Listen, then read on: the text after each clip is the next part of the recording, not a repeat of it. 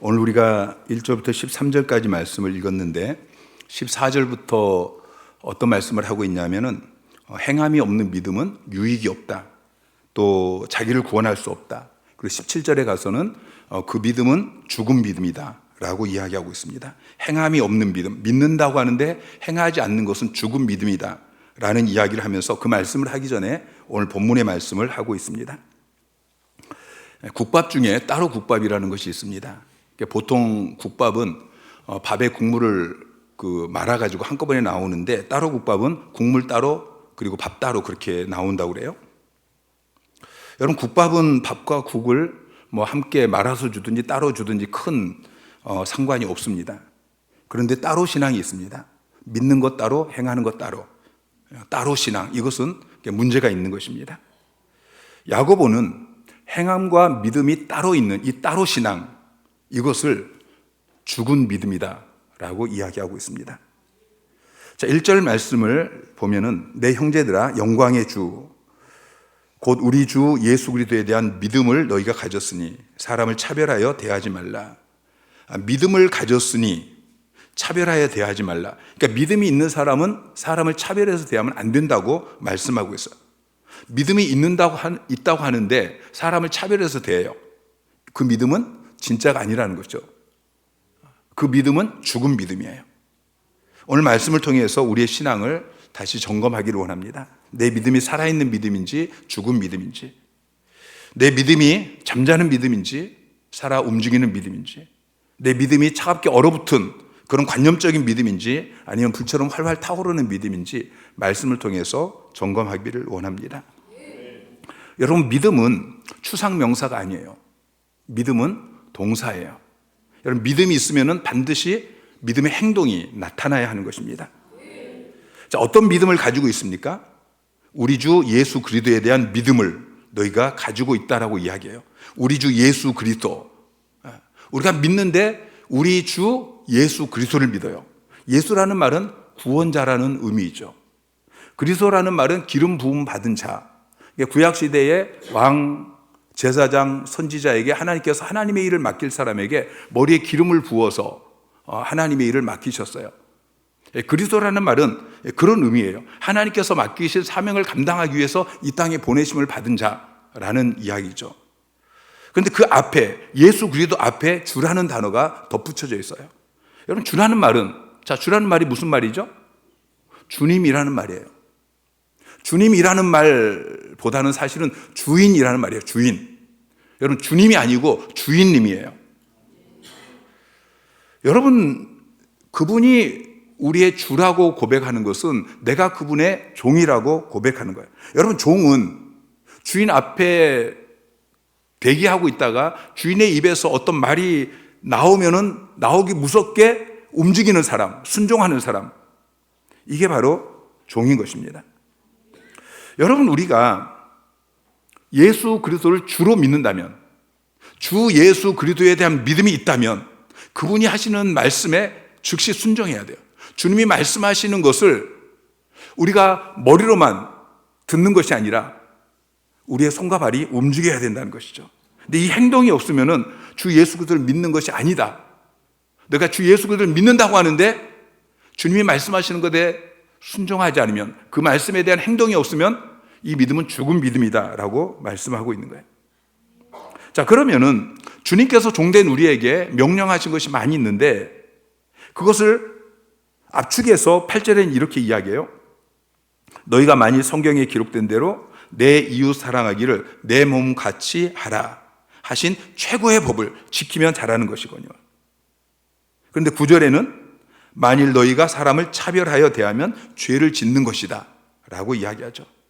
내 이웃 사랑하기를 내 몸과 같이 해야 된다. 근데 그렇게 하지 않고 사람을 차별하게서 대하는 것은 죄다라는 것을 말씀하고 있어요. 자, 그런데 2절, 3절 말씀을 보니까, 자, 2절, 3절 말씀 다시 한번 시작. 만일 너희 회당에 금가락지를 끼고 아름다운 옷을 입은 사람이 들어오고 또 남루한 옷을 입은 가난한 사람이 들어올 때에 너희가 아름다운 옷 입은 자를 눈여겨보고 말하되 여기 좋은 자리에 앉으소서 하고 또 가난한 자들에게 말하되 너는 거기 서 있든지 내 발등상 아래에 앉으라 하면, 자, 그 당시 교회 안에 금가락지를 끼고 아름다운 옷을 입은 부자와 그렇지 않고 남루한 옷을 입은 가난한 사람에 대해서 차별이 있었단 말이에요. 자, 너희 회당에 그래요. 너희 회당에 어떤 사람이 들어오고, 야고보 당시에는 아직 교회 건물이 없었어요. 그래서 유대인 회당에서 그렇게 모여서 예배를 드리는데, 그 당시 회당은 맨 앞자리에만 의자가 있습니다. 그리고 뒤는 그냥 전부 맨바닥이에요. 그래서 그 회당에 VIP가 들어오면은 이 의자에 앉으십시오. 그 의자를 내어주고, 그리고 가난한 사람이 들어오면은 너는 거기 앉든지 일어나든지 마음대로 해라. 그렇게 이야기한다는 것이죠. 어떤 글을 보니까 미국 플로리다주에 있는 한 예수를 믿는 사람이 친구 유대인을 따라서 회당을 구경을 갔어요. 그런데 그 유대인 친구가 회당을 쭉 보여주더니 여기가 우리 자리예요. 이 자리는 우리 가족이 앉는 자리예요. 그렇게 이야기를 해요. 그래서 그 예수 믿는 사람은 그게 이해가 안 되잖아요. 교회 다니는 사람은. 아니, 어떻게 이 자리가 당신 가족 자리입니까? 그랬더니 그분이 하는 이야기가 우리가 돈을 주고 샀어요. 그렇게 대답하는 거예요. 그러니까 예나 지금이나 유대인의 회당은 돈을 주고 자리를 사서 가난한 사람과 부자의 차등이 있다는 거죠. 근데 교회는 그래서는 안 됩니다. 금가락지를 끼고 아름다운 옷을 입은 사람, 오늘날로 이야기하면 명품 옷을 입은 그런 부자가 교회에 들어오고, 또 초라한 옷차림의 가난한 사람이 교회 안에 들어왔을 때 이 둘을 차별해서는 안 된다는 거예요. 부자와 가난한 사람을 차별하면 안 되고, 많이 배운 사람과 많이 배우지 못한 그런 사람을 차별하면 안 되고, 교회에 국회의원이 들어오고 교수가 들어오고 그럴 때 차별해서 대하면 안 된다고 말씀하고 있어요. 여러분, 그것은 옳지 않습니다. 아니, 옳지 않은 것이 아니고 악하다고 이야기하고 있어요. 4절 말씀을 보면은 너희끼리 서로 차별하며 악한 생각으로 판단하는 자가 되는 것이 아니라 악한 생각이라고 이야기하고 있고요. 9절에 보면은 만일 너희가 사람을 차별하여 대하면 죄를 짓는 것이니 율법이 너희를 범법자로 정죄하리라. 여러분, 교회 안에서나 세상에서나 여러분 차별하신 적이 있습니까? 여러분, 이것은 악한 생각이고 범죄한 것이다. 죄를 짓는 것이다. 라고 성경은 말씀하고 있습니다. 윌리엄 윌버포스는 영국에서 노예제도를 폐지하기 위해서, 이 사람이 차별받는 이것을 폐지하기 위해서 일생을 바쳤습니다. 선교사들이 한국에 들어왔을 때 가는 곳마다 그 사람을 차별하는 그것을 없애기 위해서 교육을 했습니다. 여러분, 교회는 결코 사람을 차별해서는 안 되는 것이죠. 돈 때문에 사람이 차별돼서는 안 되고, 학력 때문에 사람이 차별돼서는 안 되고, 어떤 세상의 신분이나 지위나 권력 이런 것 때문에 사람이 교회 안에서 차별되지 않아야 합니다. 선거철이 되어지면 교회로 국회의원 후보들이 옵니다. 시장 후보가 옵니다. 저희 교회는 아직 한 번도 그분들이 왔을 때 인사를 시킨 적이 없습니다. 왜냐하면 다른 분이 와도 인사를 시키지 않기 때문입니다. 저희는 교회 등록하신 분들만 인사를 시킵니다. 이건 차별하지 않는 것이죠. 우리 교회는 돈이 많고 세상적인 신분이 높다고 해서, 세상에서 공부를 많이 했다고 해서 교회 직분을 맡기지 않습니다. 장로를 세우고 권사를 세우고 임직식 하면서 임직 헌금 얼마씩 그렇게 받지 않습니다. 교회에서 직분은 신앙 인격이 얼마나 성숙했는가, 교회를 얼마나 사랑하고 교회에 얼마나 충성하고 헌신하는가, 교회에서 실시하는 그 교육과 훈련을 얼마나 잘 받아서 실력이, 그 사역을 할 수 있는 실력이 갖추어졌는가, 이런 기준에 따라서 세우는 것입니다. 어떤 교회는 장로님석이 따로 있어요. 저희 교회는 제가 담임을 하는 이상은 장로님석이 따로 없습니다. 저희 교회는 목사님석만 따로 있습니다. 여러분, 제 석이 어딘지 아시죠? 네, 저 앞에가 제 자리입니다. 이건 더 좋은 자리도 아니고요, 그냥 예배 드리기 편한 자리인 것이죠. 네. 여러분, 교회는 차별이 없는 곳이 되어야 합니다. 그런데 차별은 없지만 질서는 있어야 됩니다. 여러분, 차별이 없는 것을 차별이 없으니까 다 똑같다, 그렇지 않습니다. 똑같지 않습니다. 질서가 있습니다. 로마서 13장 7절에 보면은 두려워할 자를 두려워하며 존경할 자를 존경하라고 이야기하고 있어요. 하나님이 세우신 질서에 두려워해야 되고 존경해야 된다고 말씀하고 있는 것입니다. 여러분, 질서가 없는 것을 뭐라고 이야기하죠? 무질서라고 이야기해요. 여러분, 하나님은 무질서의 하나님이 아니셔요. 고린도전서 14장 33절 말씀 시작. 하나님은 무질서의 하나님이 아니시오 오직 화평의 하나님이시라. 모든 성도가 교회에서 함과 같이. 자, 40절 시작. 모든 것을 품위 있게 하고 질서 있게 하라. 자, 하나님은 무질서의 하나님이 아니시라고 말씀하고 있어요. 하나님은 질서가 있으세요. 그럼 모든 것을 질서 있게 하라고 그렇게 말씀하고 있어요. 여러분, 새 가족들은 교회 안에 먼저 믿은 믿음의 선배들을 존경해야 됩니다. 성도들은 교회 안에 하나님이 세우신 이 질서대로 집사를, 권사를, 장로를, 셀리더를, 그리고 담임 목사를 두려워하고 존경해야 하는 것이죠. 그것이 차별이 아닙니다. 그것은 질서인 것입니다. 저희는 포괄적 차별금지법을 반대합니다. 왜 반대할까요? 교회가 차별을 금지하는 법을 찬성해야지 왜 차별 금지하는 법을 왜 교회가 반대하느냐? 세상 사람이 그러죠. 여러분, 포괄적 차별금지법을 제정하려는 그 세력의 목적은 동성애를 조장하려는 거예요. 그렇기 때문에 반대하는 것입니다. 여러분, 개별적인 차별금지법은 다 있어요. 이미 다 존재해요. 그런데 동성애 차별금지법이라고 이야기하지 않아요. 동성애는 싹 감춰놓고 그냥 전체적으로 포괄적으로 차별을 금지한다라고 이야기하면서 그 안에 동성애를 집어넣는 거예요. 그리고서 포괄적 차별금지법, 그리고 그게 불교되면 그 다음엔 또 무슨 법, 평등법 계속 지금 발의를 하고 있어요. 여러분, 포괄적 차별금지법은 단순히 동성애자를 보호하는 법이 아니에요. 동성애를 반대하는 사람을 처벌하는 것이 목적인 법이에요. 이게 오히려 차별을 조장하는 그런 차별법인 것이죠. 여러분, 이 법이 제정되어지면은 여러분 자녀들이 동성애를 해도 부모로서 여러분 자녀들이 동성애를 하면 여러분 어떻게 하시겠어요?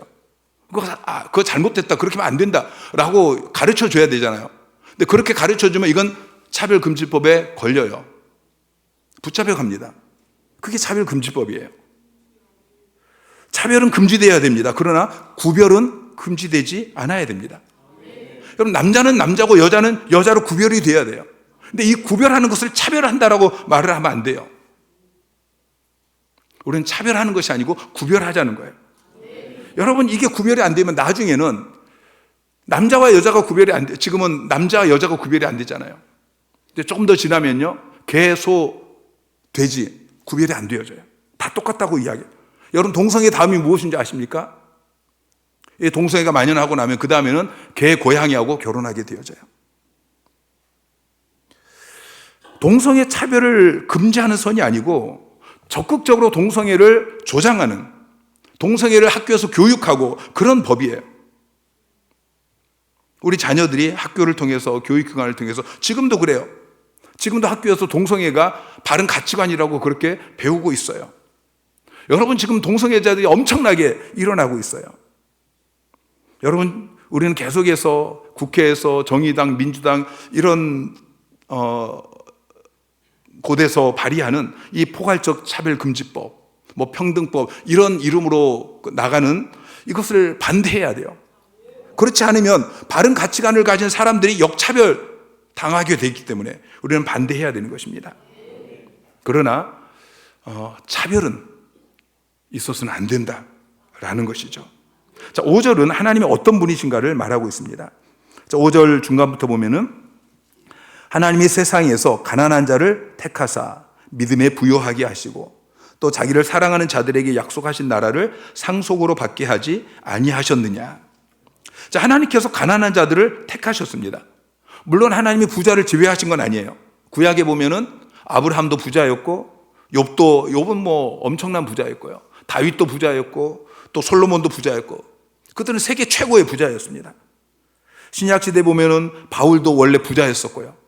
아리마대 요셉, 레위, 루디아 이런 사람들 다 부자였어요. 여러분, 부자들도 얼마든지 하나님의 선택을 받을 수 있습니다. 여러분, 하나님은 가난하다고 해서 더 사랑하지 않고 부자라고 해서 더 미워하지 않습니다. 하나님 앞에 그건 아무것도 아니에요. 하나님은 모든 사람을 차별 없이 사랑하십니다.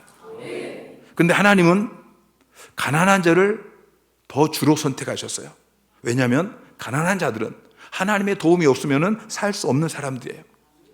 그래서 하나님께서는 그들을 더 많이 선택하시는 것을 보게 되어지죠. 하나님은 가난한 자를 선택하셔서 그들의 믿음을 부여하게 하셨어요. 여러분, 돈 많은 사람이 부자가 아닙니다. 믿음이 많은 사람이 진짜 부자입니다. 자, 어떤 사람이 믿음에 부유한 사람입니까?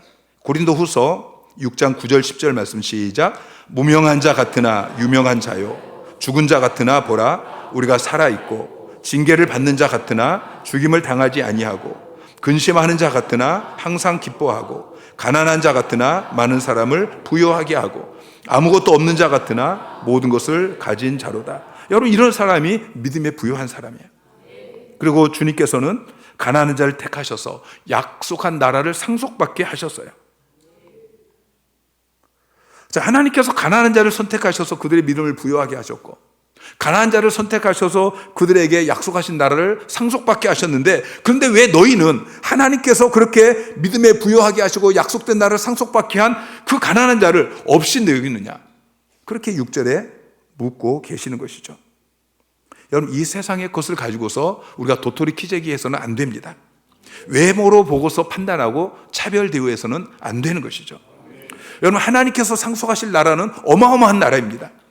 여러분, 이 땅에서 금가락 끼우고 또 아름다운 옷을 입고, 여러분, 그거 저 천국에 가면 그거 아무것도 아닌 것입니다. 남나은 옷을 입었다고 차별대우하는 그 사람이 믿음에 부유한 자이고 약속된 나라를 상속받은 진짜 부자일 수 있다는 것을 기억하시기 바랍니다. 여러분, 사람들을 바라볼 때에 외모로 바라보지 마시고 세상적인 그 가치관으로 바라보지 마시고 하나님의 시선으로, 하나님의 시각으로 그렇게 바라보시기 바랍니다. 여러분, 하나님의 눈은 사람의 눈과 다릅니다. 여러분, 모든 사람은 다 하나님의 형상대로 창조되었습니다. 그리고 모든 사람은 다 타락했고 죄를 지었고 심판받아서 지옥 갈 수밖에 없는 자들입니다. 근데 모든 사람은 다 예수님 믿기만 하면 구원받고 죄사함 받을 수 있습니다. 여러분, 하나님이 창조하실 때, 타락할 때, 하나님이 구원하실 때 어떤 사람도 하나님은 차별하지 않으셨습니다. 여러분, 하나님은 사람을 외모로, 눈에 보이는 것들로 그렇게 차별하지 않습니다. 우리도 하나님의 가치관을 따라서 모든 사람들을 하나님의 형상으로 그렇게 존귀하게 여기고 차별하지 않아야 할 것입니다. 사람들은 자꾸 외모로 사람을 평가합니다. 근데 하나님은 외모로 사람을 보지 않습니다. 사무엘 같은 위대한 지도자도 외모로 사람을 봤어요. 그런데 하나님께서 어떻게 말씀하십니까? 사무엘상 16장 7절에 여호와께서 사무엘에게 이르시되 그의 용모와 키를 보지 말라. 내가 이미 그를 버렸노라. 내가 보는 것은 사람과 같지 아니하니 사람은 외모로 보거니와 나 여호와는 중심을 보시느니라. 여러분, 하나님은 외모로 사람을 보지 않아요. 하나님은 마음의 중심을 보시는 분이십니다. 우리도 그 마음의 중심을 봐야 돼요. 그가 예수님을 믿는 사람인지. 자, 8절 말씀을 보면은 내 이웃 사랑하기를 내 몸과 같이 하라 하신 최고의 법을 지키면 잘하는 것이거니와. 자, 내 이웃 사랑하는 이것이 최고의 법이라고 이야기하고 있어요. 자, 내 이웃. 여러분, 내 이웃이 누구입니까? 우리는 이웃 하면은 가장 먼저 떠오르는 게 뭐죠? 좋은 사람들이 떠올라요. 늘 나에게 미소를 띄우고 나에게 잘해주는 성품이 좋은 그런 사람을 이웃이라고 생각하죠. 자, 9절 말씀을 보면은 8절에 내 이웃 사랑하기를 그렇게 이야기하고 9절에는 이웃 사랑하는 것과 대조해서 사람을 차별하는 것에 대해서 이야기하고 있어요. 여러분, 이웃 사랑하는 게 뭡니까? 이웃 사랑하는 본문의 맥락에 의하면은 이웃 사랑하는 것은 사람을 차별하지 않는 거예요. 그게 이웃 사랑하는 거예요.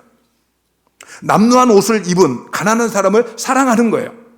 13절에는 긍휼을 행하라 라고 말씀하고 있죠. 긍휼을 행하는 것, 이것이 이웃을 사랑하는 거예요.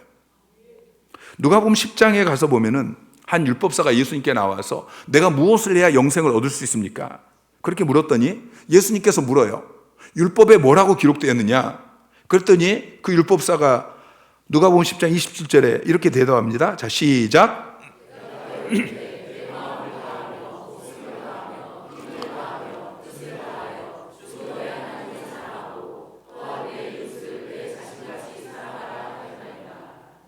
자, 오늘 본문 말씀이죠. 자, 무엇을 해야 영생을 얻으리까 할 때에 마음을 다하고 목숨을 다하고 뜻을 다하고 힘을 다해서 하나님을 사랑해라. 그리고 내 이웃을 사랑해라. 그러자 29절에 이 율법 교사가 예수님께 다시 물어요. 그럼 내 이웃이 누구입니까? 내가 사랑해야 될 내 이웃이 누구입니까? 그때 예수님께서 그 율법 교사를 향해서 선한 사마리아인의 비유를 말씀하시죠. 그리고서 이렇게 말씀하시죠. 강도를 만난 자에게 선을 행한, 자비를 베푼 이 사람이 이웃이다. 그리고 마지막에 하시는 말씀이 가서 너도 이와 같이 하라 라고 말씀하셨어요. 여러분, 이웃 사랑하는 것이 무엇입니까? 이웃 사랑하는 것은 내게 사랑을 받을 만한 사람, 나에게 잘해주는 사람, 내가 사랑해주면 나에게 보답해 줄 수 있는 사람, 이런 사람을 사랑하는 게 아니에요. 가난한 사람을 사랑하는 거예요. 도움을 받아야 되는 사람을 도와주는 거예요. 내가 도와줘도 보답이 돌아올 수 없는 그 사람을 도와주는 거예요. 원수를 사랑하는 거예요. 이게 이웃 사랑하는 거예요. 그러면 하나님께서 갚아주십니다. 시편 41편 1절부터 시작. 가난한 자를 보살피는 자에게 복이 있으며 재앙의 날에 여호와께서 그를 건지시리로다.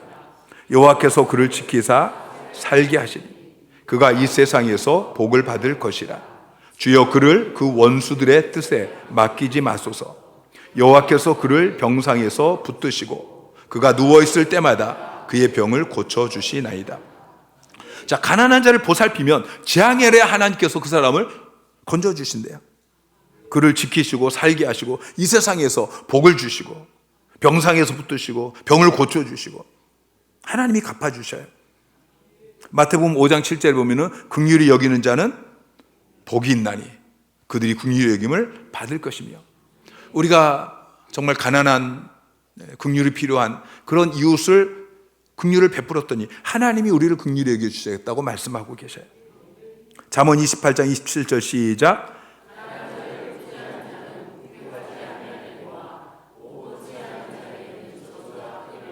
자, 가난한 자를 구제하면 하나님께서 그 사람으로 궁핍하지 않게 책임져 주신다고 말씀하고 있어요. 그런데 가난한 자를 구제하지 않고 못 본 채 하는 사람은 하나님께서 저주하신다고 말씀하고 있는 것입니다. 여러분, 차별은 죄라는 것을 기억하세요. 그냥 그럴 수 있는 것이 아니고 저주가 크리라 말씀하셨어요. 자, 오늘 9절 말씀을 다시 한번 보면 만일 너희가 사람을 차별하여 대하면 죄를 짓는 것이니 율법이 너희를 범법자로 정죄하리라. 누구든지 온 율법을 지키다가 온 율법을 다 지켰어요. 근데 그 하나를 범하면은 범법자가 되어진다 라고 말씀하시면서 사람을 차별하는 것에서 말씀하고 있어요. 여러분이 모든 율법을 다 지켰을지라도 사람을 차별하여 대하면은 범법자가 된다는 것을 기억하시기 바랍니다. 여러분, 학교 시험은 100점 만점에 90점 맞으면 잘한 거예요. 60점만 넘으면 그냥 다 통과해요. 그런데 하나님의 법은 달라요. 하나만 틀려도 다 틀린 거예요. 11절 말씀에는 간음, 살인까지 언급하면서 하나님께서 말씀하고 계셔요. 사람을 차별하는 것이 그렇게 큰 죄예요. 마태복음 22장 37절부터 40절까지 다시 한번 시작. 예수께서 이르시되 내 마음을 다하고 목숨을 다하고 뜻을 다하여 주 너의 하나님을 사랑하라 하셨으니 이것이 크고 첫째 되는 계명이요 둘째도 그와 같으니 내 이웃을 내 자신같이 사랑하라 하셨으니 이 두 계명이 온 율법과 선지자의 강령이니라. 자, 예수님께서 직접 말씀하셔요. 첫째는 하나님을 사랑하는 것이고 두 번째는 내 이웃을 사랑하는 것이다. 그래서 이 두 계명이 온 율법과 선지자의 강령이니라. 이 율법을 지키면, 이 두 가지 율법을 지키면 모든 율법을 지킨 것이고 이 두 가지 율법을 지키지 않으면 모든 율법을 지키지 않은 것이다. 그렇게 말씀하고 있는 것입니다. 믿음을 셋으로 분류할 수 있습니다. 첫째는 머리 믿음, 두 번째는 가슴 믿음, 세 번째는 손발 믿음입니다. 머리 믿음은 말씀을 듣고 공부하고 해서 머리에 머물러 있는 거예요. 머리로만 믿는 것입니다. 여러분, 우리가 말씀이 머리에만 머물러 있으면 안 됩니다. 이 믿음이 머리에서 내려와서 가슴에 불이 붙어야 됩니다. 그리고 손발로 움직여야 됩니다. 여러분의 믿음은 어디에 있습니까? 차별하지 않고 긍휼히 여겨야 되는 것을 머리로만 알고 계십니까? 아니면 여러분의 마음이 뜨겁습니까? 손발을 움직여서 이제 차별하지 않는 여러분 되시기를 주님의 이름으로 축원합니다.